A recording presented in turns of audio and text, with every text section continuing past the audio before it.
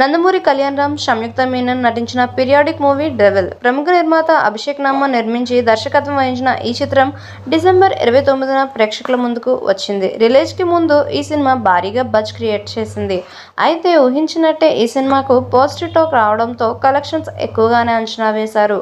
కానీ అంతా సానుకూలంగా ఉన్నప్పటికీ ఈ సినిమా వసూళ్లు షాక్ గురిచేశాయి. డెవిల్ సినిమా బడ్జెట్ విషయానికి వస్తే మూవీని సుమారుగా 45 కోట్ల రూపాయలతో నిర్మించామని నిర్మాత అభిషేక్ నామ స్వయంగా వెల్లడించారు. ఇక ఈ సినిమాకు పలుచోట్ల స్వయంగా రిలీజ్ చేయడంతో 20 కోట్ల రూపాయలు బిజినెస్ వాల్యూ చేశారు. దాంతో గతంలో కళ్యాణరామ్కు భారీ హిట్ ఇచ్చిన బింబిసారా వసూళ్లకు ఆధారంగా చేసుకొని ఈ సినిమా టార్గెట్ భారీగానే ఫిక్స్ చేశారు. డెవిల్ మూవీ 21 కోట్ల టార్గెట్తో బిజినెస్ మొదలుపెట్టింది.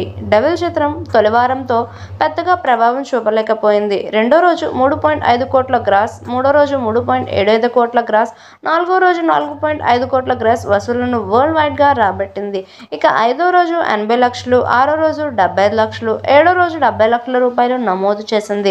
తొలి వారంలో 14 కోట్ల వసూళ్లను రాబట్టింది. 8వ రోజు 47 లక్షలు, 9వ రోజు 60 లక్షలు, 10వ రోజు 50 లక్షల రూపాయలు నమోదు చేయడంతో 15.50 కోట్ల మేర వసూలు అయ్యాయి. మరెన్నో లేటెస్ట్ అప్డేట్స్ కోసం మన ఛానల్ని సబ్స్క్రైబ్ చేసుకోండి.